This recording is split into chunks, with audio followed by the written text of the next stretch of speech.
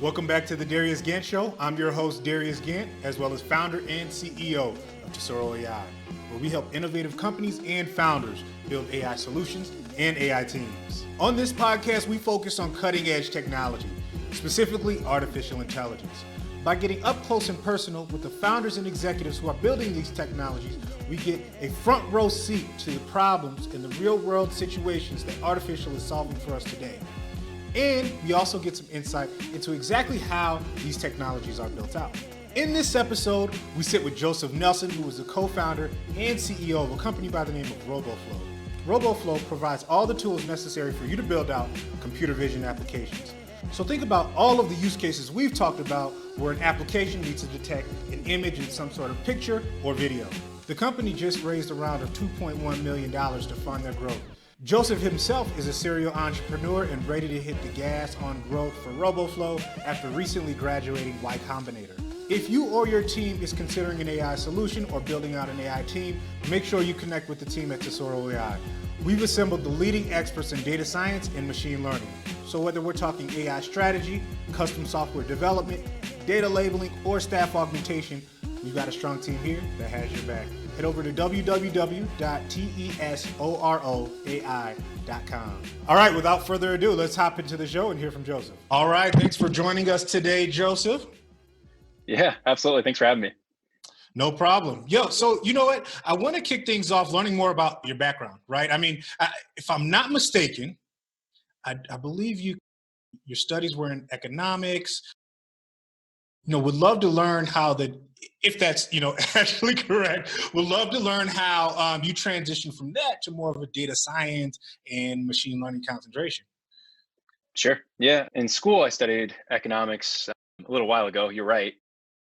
And as I studied economics, I found it to be largely a degree in problem solving. If you think about it, it's like, how do we take this complex system, break it down into, frankly, knowingly oversimplified equations, and then figure out how, if we change those variables, how that changes the system. So say supply and demand of housing, right? You would expect if you built more houses, rents would generally go down. I know like our San Francisco listeners are pretty in tune with this issue, and maybe some of the local politicians are not aligned with this view. But in general, if you increase the supply of something, the price of it will go down, right? And what's interesting is the deeper you get into economics, the more it's actually applied statistical modeling, right? So it's not just, okay, we can set up the system and create equations to simplify it, but we can also calculate if we increase the number of units by 500 or 1,000 on this given block, how might we expect prices to change?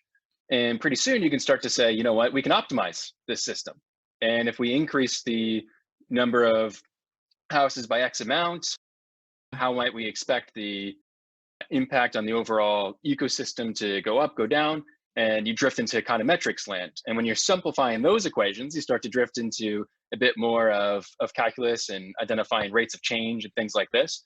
And I really found that to be appealing. And so I make this joke that I made this gradient descent of like optimization into machine learning. And so what that looked like career-wise was starting and doing some work in economics, doing trade analysis at US Department of Agriculture, doing a little bit of time on as like a lowly hill turn, a Capitol Hill intern, as they say in school, or things like that.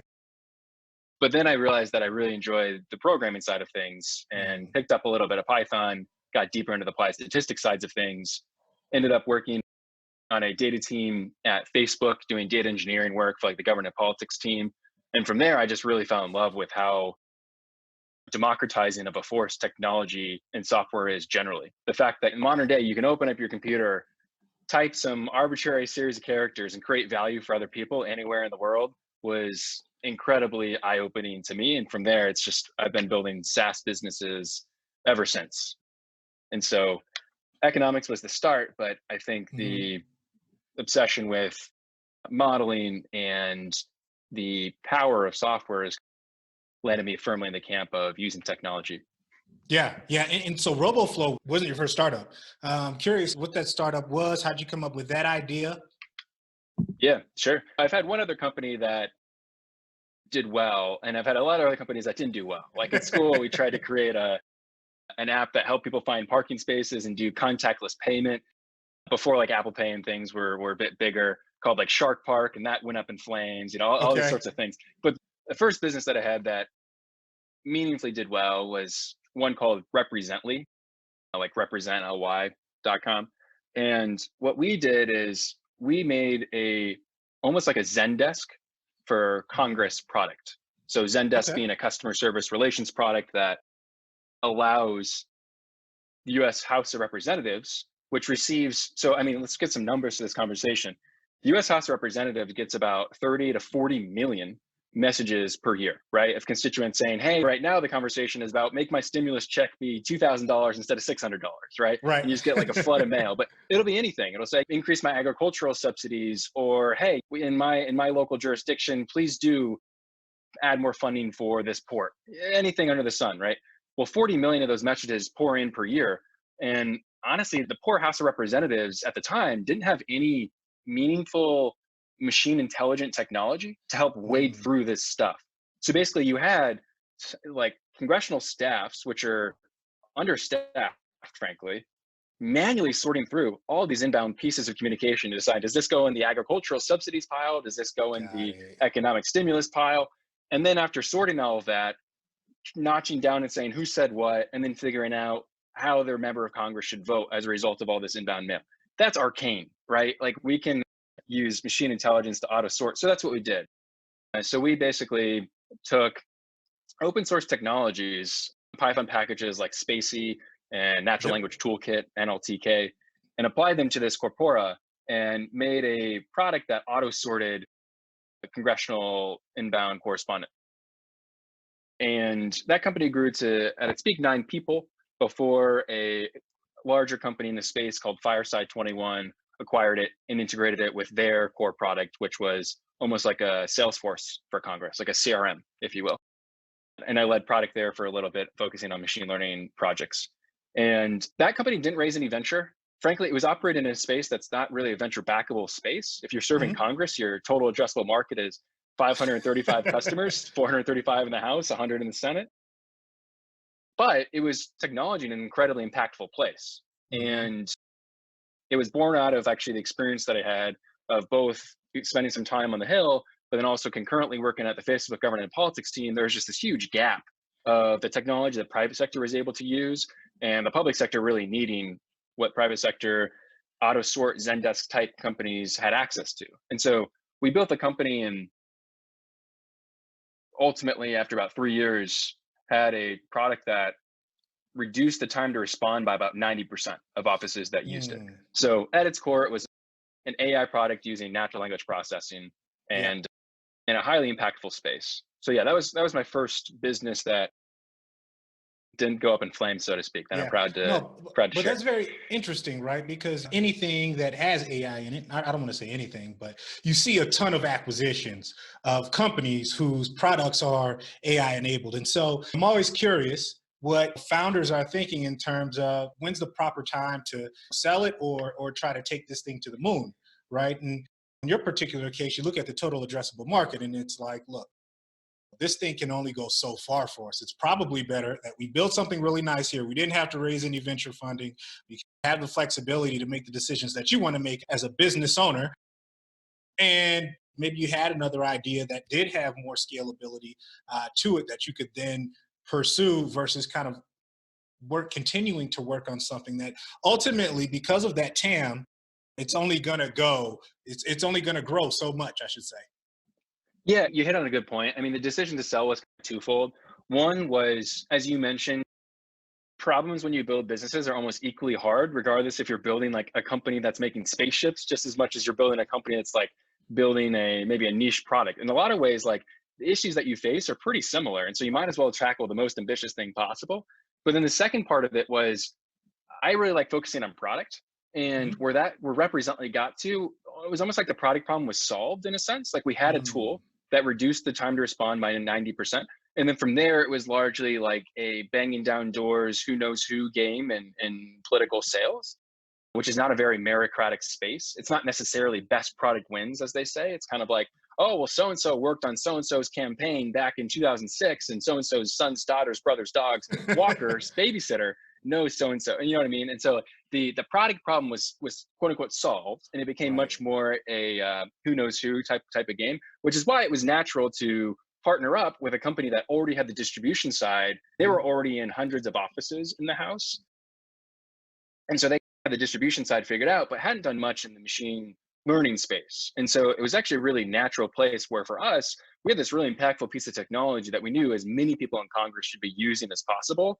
And they had the distribution channels to make sure that became the case. And so it was actually a really sum is greater than two parts type acquisition that I'm really proud of. Yeah.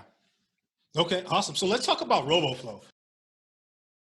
In our initial conversation, the product that exists today, which is normal, it's not, you guys didn't start out with this vision. I'm curious, what was the inception of Roboflow and then the pivot that you made? If we could talk a little bit or dive into that a little bit more. Yeah. The vision has been pretty similar. The way that that's been manifested in the product has changed from the very for 6 months to where we are now. And we've been around for about 18 months. So Roboflow, we build tools that enable developers to use computer vision for whatever their use case is going to be without necessarily being machine learning experts. So for example, we have a Fortune 50 oil and gas company where you have two GIS developers, like mapping developers, using Roboflow to monitor leaks on their oil pipelines. And these two developers, they're on this smaller team in a broad organization. They're not machine learning experts. They had an idea that they could use these camera feeds to identify leaks. And then they built on top of Roboflow to automatically identify and report those leaks. And we've had, since the current product has been around earlier in 2020, we've had 15,000 developers build all sorts of stuff under the sun. Sushi identifiers to board game enhancers to this oil and gas detection technology, agricultural products. But to your point, we actually started the company not by building developer tools, but by building our own computer vision apps and services. And so the broad vision for what we're building and the motivation for our company is that computer vision, among your listeners, and probably, of course, you're well familiar with it, but it really has only touched a small sliver of the economy compared to how it's going to. I mean, it's one of those technologies that's going to touch every part of how we do business. In the same way the PC isn't just for technology companies, it's for every business. The mobile phone, the internet, vision is the same way. And so when you have one of those inflection point technologies, that it needs to be easier, faster, and better for companies to be able to adopt and use it. Well, our first vision was, how can we inspire others to use this technology by demonstrating what vision services will look like? And so we first said, we'll build our own vision applications, right? So we'll build apps and services that demonstrate how computer vision changes the way we as humans interact with the world around us. And so the first thing that we made was actually computer vision apps that made board games more fun to play. And so before Roboflow was even a company, this is back in 2018, my co-founder, Brad Dwyer, phoned me and he said he wanted to make an app that made Sudoku puzzles more fun to play, specifically like a magic Sudoku app where you pick up your iPhone, hold it over top of the puzzle, and then in augmented reality, it relays the solutions. And he phoned me up. He's like, hey, you're my machine learning friend. What do you think about this? He's like, I think the AR part of this, where you like overlay the numbers on the puzzle, is going to be the easy part. But I think the machine learning side of that's going to be hard. What do you think? And I was like, I think you've got that all backwards, Brad. I think the machine learning part of that is going to be so easy. I mean, recognizing digits is like the hello world of computer vision. And the AR kit side of that, I mean, I'm not super familiar with the mobile dev side of things, so to defer to you. We were both wrong. It turns out both parts were pretty easy. And so we made this app called Magic Sudoku, which run Product Hunt AR App of the Year for like basically this really cool flash in the pan way that demonstrates, wow, we have these supercomputers in our pocket and they can see things around us better than we can and show us, in this case, the solutions to a Sudoku puzzle. But that could be anything. It could be scanning skin lesions looking for cancer. It could be holding up and identifying signs around you. It's the same technology that powers self-driving cars. And so we did that. We did that back when I was building my old business and Brad was building his old business. We didn't really think much about it. Fast forward to, as I said, about a year and a half ago, and Brad and I were like, we built this service and we thought that would inspire and make it obvious that other developers should be using computer vision. That didn't happen. Maybe we need to build more apps and services so people realize that vision is here and it's a mainstay. And so then we were like, board games seem to be an attractive place to start. So why don't we start making more board games more fun to play? So we made one that solves Boggle, like the 4x4 word game that your parents probably play, right? That like shows Okay. you the adjacent letters and words. And it, again, similarly, overlays all the solutions on the Boggle board and shows you what Mhm. words you may have missed. Because Darius, if you and I were playing a game of Boggle and one of us didn't find the solution to one of the words on the puzzle, we would never know what we didn't know. Like we just, if neither of us found it, that word would have never been found. Whereas if you have an AI on your phone that shows you what you missed out on, it's omniscient. And so we put that out there. We then made one for chess called Chess Boss that like similarly understands the state of the board and then can tell you which moves you might want to make, or it can record moves for you. Mhm. What's funny is that like fast forward a year, now everyone's all over that app from like Queen's Gambit and Netflix and all this. But what we realized is that when we built these apps and services, what we were trying to do was inspire developers to say, look, like here's what you should be making.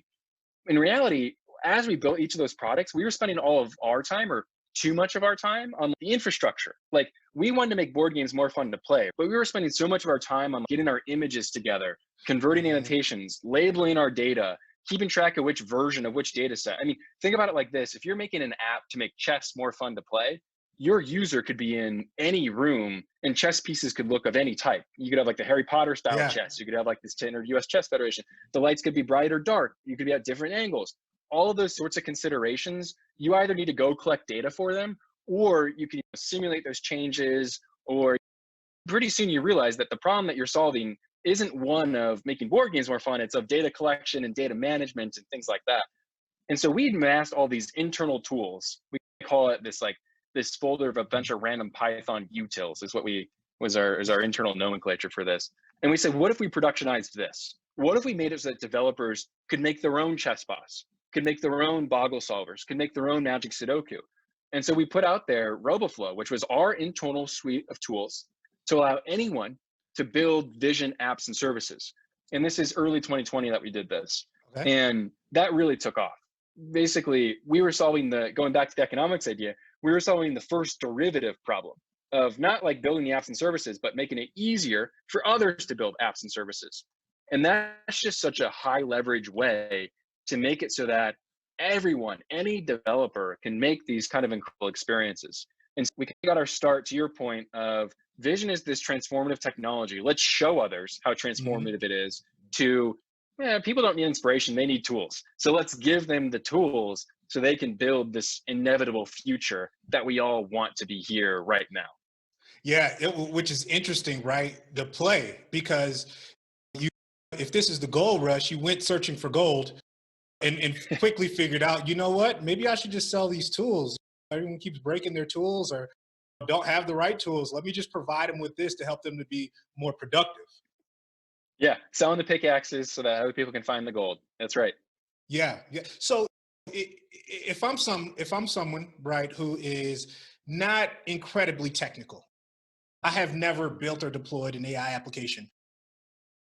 Let's think about this process. You got everything. You got collection all the way to deployment and showing whatever your Yeah. results are going to be. If we walk through kind of each of those, kind of the major steps, not every individual step, but the major steps from collection, so on and so on and so forth. Where exactly would you say that RoboFlow fit, and what are the pieces that you plug into? It's a great question. Appreciate you wanting to dive into the product with that granularity. So initially, our first product was actually let's lay out the steps and then go through it. So you started correctly. You said it starts with collection, ends with deployment. Well, what happens in between? Well, you got to collect your data.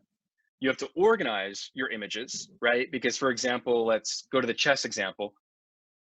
If you have chessboards that only have pawns on them, that's not going to do you any good. You need chessboards that have all the sorts of different pieces. So you need to organize your data. You then need to label those images, right? Put bounding boxes around the pieces and tell the computer, hey, this is a white pawn, this is a black rook, etc. So collect, organize, label. You then, those images that you collected are not well suited for your models. And by that, I mean you have to pre-process and augment that data. So this is where basically like images that models work with are always, well, almost always square. But the images you collected on your iPhone are rectangular. It's just like one example. So you got to resize Mhm. to square. You also might want to augment your data by increasing your data set size or randomly altering the brightness of your images, almost like adding Instagram filters to your data set so that your model sees different conditions. So that's the next step, is pre-process and augment. Then you got to train your model. So that's where you might want to try out a couple different model architectures. A really popular one in the object detection space is called YOLO. You only look once. And that's a common suite of models. And then as you said, you deploy this given model. And deployment, you might deploy it to a mobile app, you might deploy it as an API, you might deploy it on the edge, just depends on the problem that you're solving.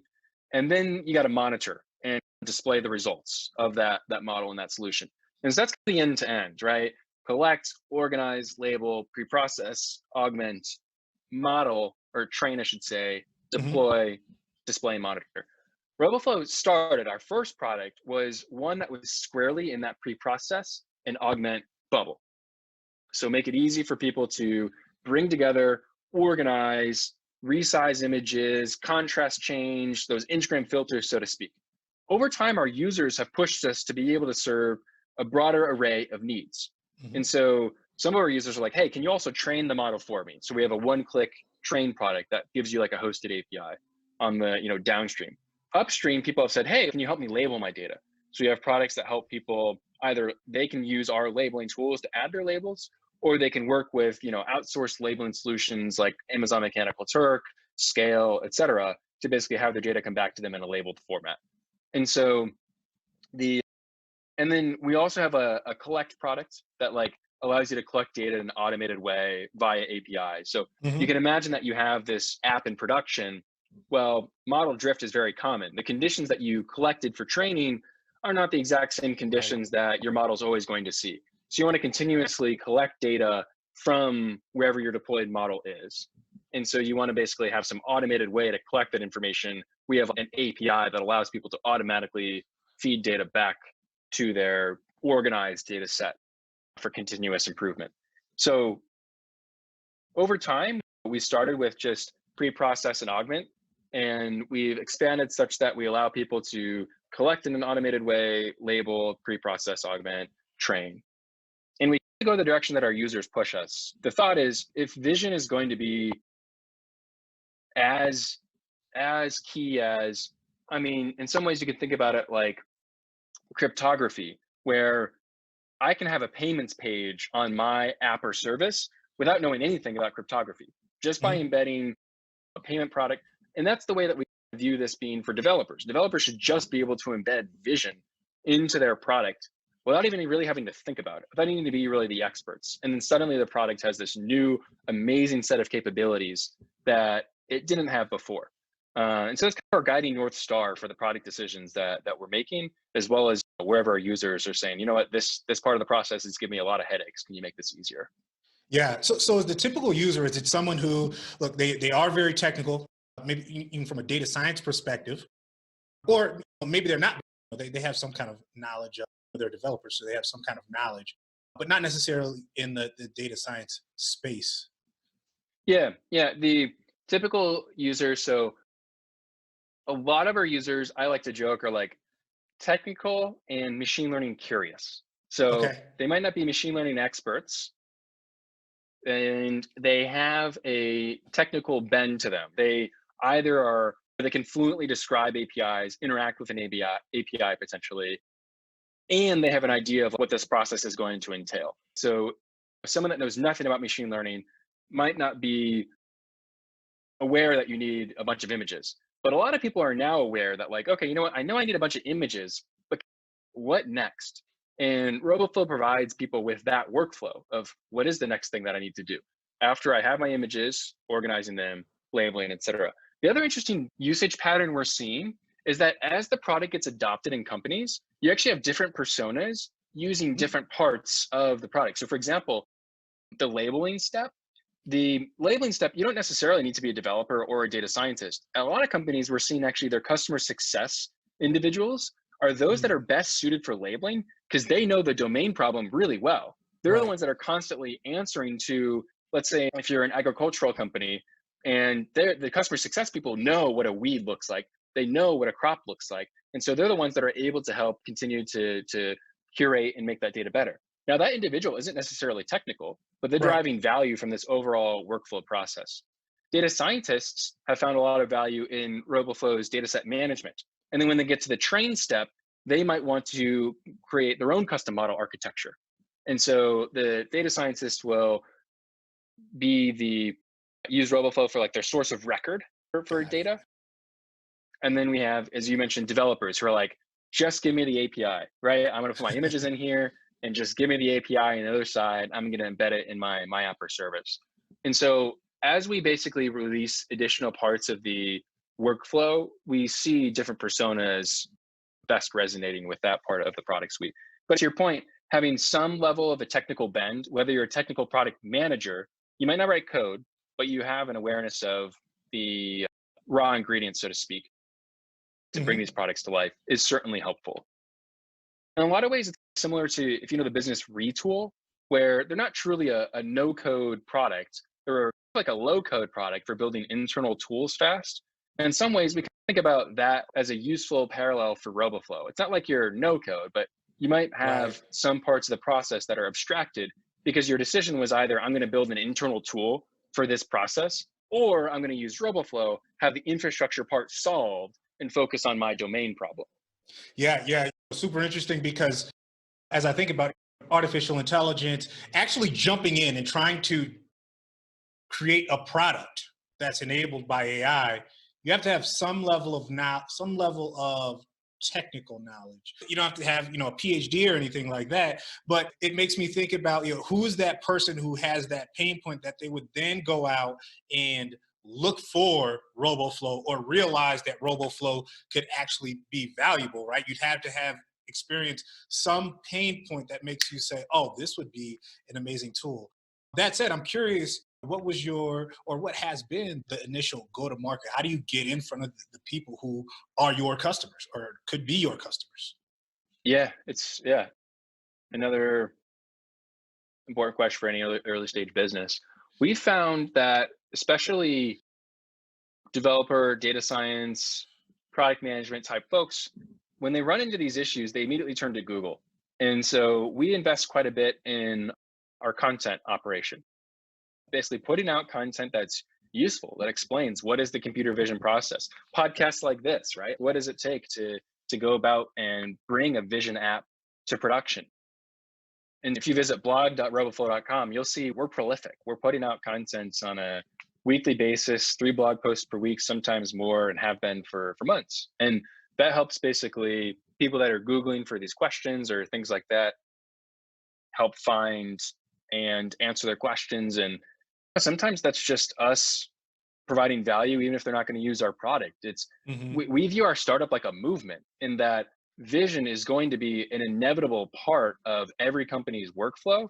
So helping people think about what that's going to look like for their business is the goal. And then RoboFlow is the product should answer their needs. If we're building product correctly, it should be almost a no-brainer place to make it easier for them to bring these products to life.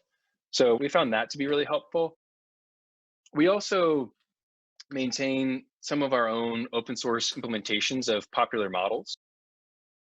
And we found that to be a good way to tap into, especially the data science audience. And so those are the two great channels for us. And then the rest of it usually is referral. When you find that you're scratching someone's itch and your target customer well, ideally they're screaming from the hilltops, wow, where's RoboFlow been all my life? So how can we make it as easy as possible people to bring in their friends to identify and see RoboFlow solves their problems? Yeah, I think that go to market makes a lot of sense, right? I mean, you guys aren't hiring a bunch of SDRs, account executives to call in to some executive or some manager to then implement the product on the enterprise side. Is more grassroots, right? To your point, you're starting a movement. So how do you enable a one to many strategy where then you got folks who, yes, they interact through content, they interact through that one to many strategy and begin to buy into the product. You and I talked about Atlassian, how they had done a great job of that ground up marketing that allowed them to get into an ecosystem of developers. So, yeah, no, love the approach. Love the approach. And then you had mentioned your co-founder previously. You all were working on a product prior to this. Is it still just you two as the co-founders? Did you bring in some other folks? Yeah, so we're Roboflow's 5 full-time now. Brad and I started the business, as I mentioned, about 18 months ago. We hired our first machine learning engineer middle of last year. We now have a designer and someone on our growth team. We are actively hiring for another full stack engineer. So someone that they're excited by vision. They don't have to be a vision expert by any means, but we have a lot to build. So we're actively needing to build out the product more quickly.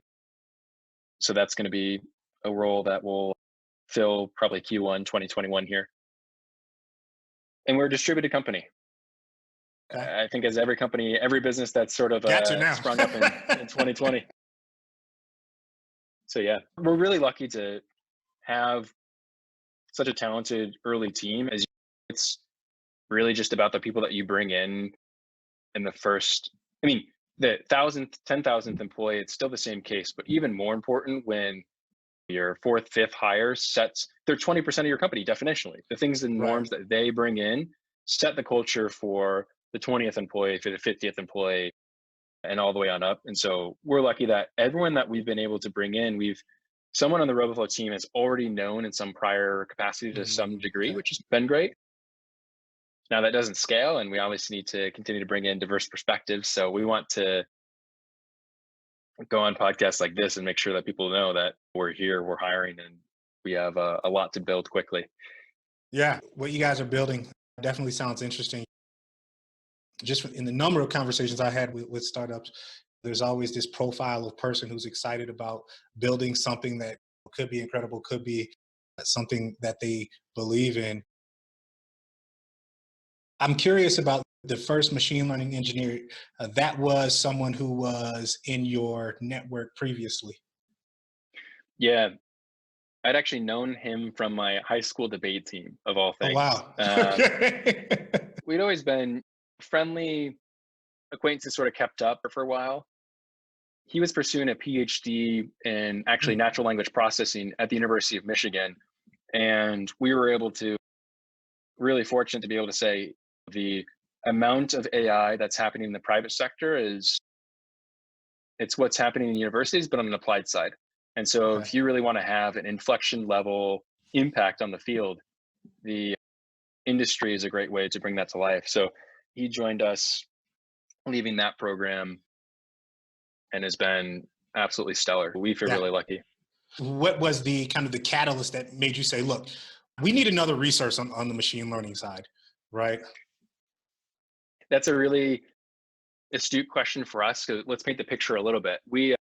Brad and I started the business, fast forward about a year, we'd released now what is this suite of developer tools in January 2020.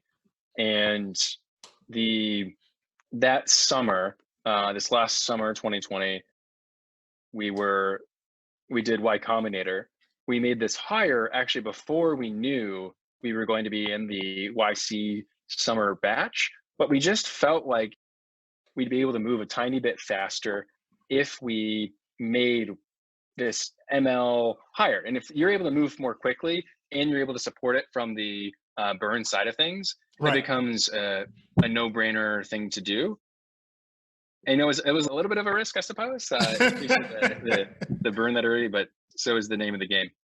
As I mentioned, from his perspective, he got a great exposure too, right? Because he's doing a company right as it's going into YC. He was able to experience what that was, being in the batch, and now he's helping us write the job description, of course, for our next engineer. And yeah, it's being an early stage employee, you really do get exposure and set up to be a talented founder of your own business in the future, if not, a really key early hire for every future company that you join. So it's worked out really well. And I think there are a ton of people out there who are like, look, I could join an organization where step 1 through 8 are defined for me already.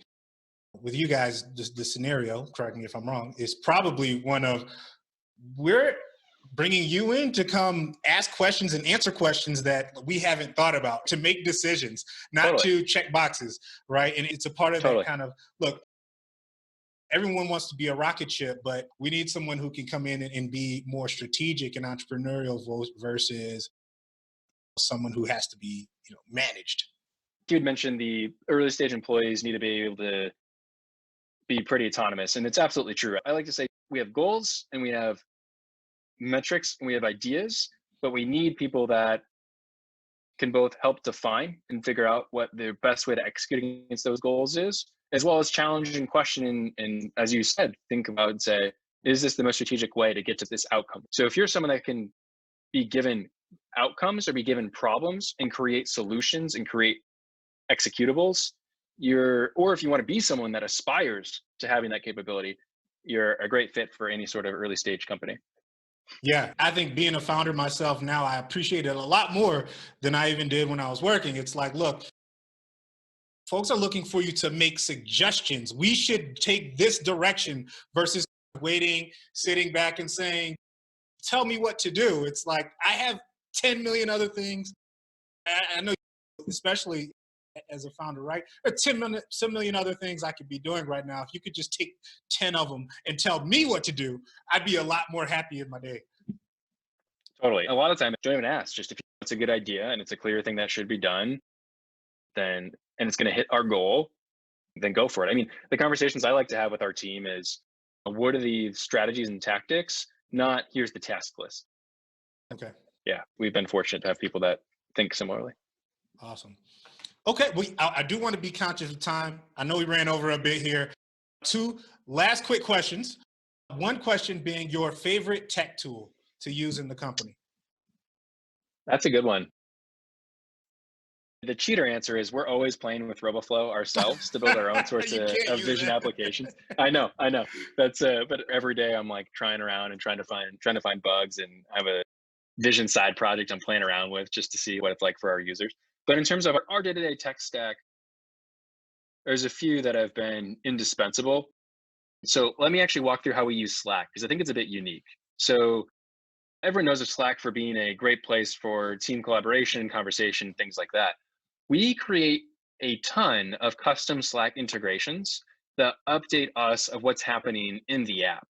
So a high-level analytics of, you had one user spend 40 minutes doing Y task in the app, or you had, let's say that we have a number of signups and we mark some of those signups as high value. We want to be notified if we think that a high value signup is being really active in the app, and get notified exactly in Slack for things like that. And so basically, like, a lot of people use tools like Amplitude and product analytics tools, and we do as well. But basically pushing that so that it's in your face is saying, hey, like, not only are you having this level of adoption, but this anonymized level of adoption for these types of features, make it be that much more present for everyone on the team to see what's resonating, what's working, which users are likely to be really, really, good whale users, if you will, of those that are finding a lot of value in what we're building. We have a ton of automated Slack channels that keep us up to date on what's happening with our product and how we can continue to make it better. And so we can't migrate off of it as well, right? Like we are embedded in the Slack ecosystem as a result of building all these custom integrations. So that's a little bit. They designed it that way. Yeah. Well, we've taken it head on. We said, yeah, this is a good product, and let's invest in making it custom to our needs. I personally am also all over big superhuman fan, as much as a trope as it is to say that, but it almost makes email fun to get through. So I can't imagine using email without having my superhuman inbox. Yeah. I would say the same. It's definitely saved me from having to go back and forth with a ton of email. Okay, and last question, someone who inspires you or that you follow either in AI or in business. Yeah, there's a few. I'll give you a couple of different people that I look to. One is actually, in my upbringing, I was fortunate to have a dad who was like always pushing us to do more, but in subtle ways, like those overbearing parents that are like, what are your grades? Or like, what's going on? And we grew up in a household where it was almost expected that you'd be doing well, and without a lot of pressure. Like, I never felt I was almost being watched, and it was largely because he led by example and continues to, right? So he always has a project, whether it's fixing up something around the house or he grew up on a farm. So now he's returning to the farm as he gets older and wants to retire. So he's like farming on weekends, doing his day job in the hospital during the days. It's wild to grow up in a household of having someone got such a good work ethic and such a strong example. That's certainly one that's inspired me early in life.